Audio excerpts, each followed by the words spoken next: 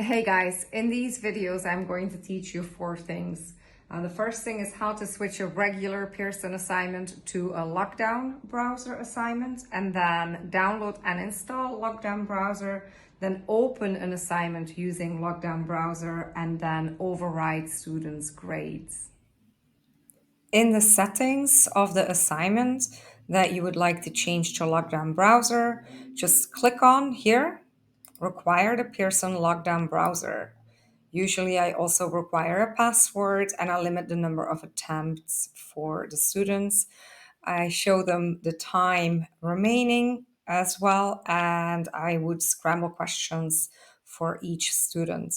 Then when you click Save and Assign, you'll get a warning message that learning aids cannot be displayed in Lockdown browser, and then you just say yes.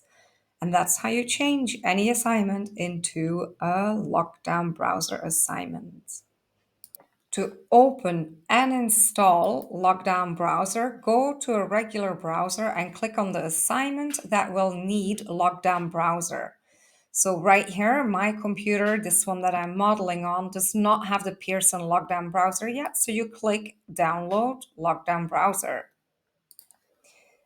In the upper right corner here, you can see that it is downloading. Once I have downloaded, I will go to my downloads and click from there to install.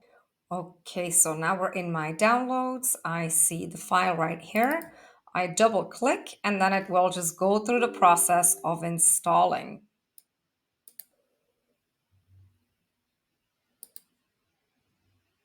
So here I'm finishing the installation. So now I will be able to start my test. Again, I open the test from a normal browser, and then it would just tell me to start the test and it will open Lockdown browser. Make sure that you click this on, allow it, and then open Lockdown browser.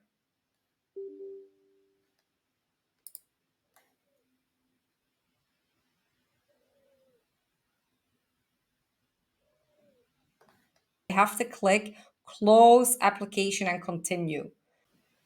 So when students have submitted their assessments in Pearson, you can override their grade in Instructor Tools and Instructor Gradebook. Do you see here these little stars? That means that I have that I've submitted a higher grade than what Pearson had graded it for. So just click on the assignment that you want to take a look at. Here, the button review, that's usually what I use. And then I go into the questions that they solved wrong. I gave the student the full credit because his work was there when he submitted it. He just made an error in entering it in Pearson, so I gave him the full grade. And you just enter it, one, and then submit grade and click OK. And then it automatically increases that grade.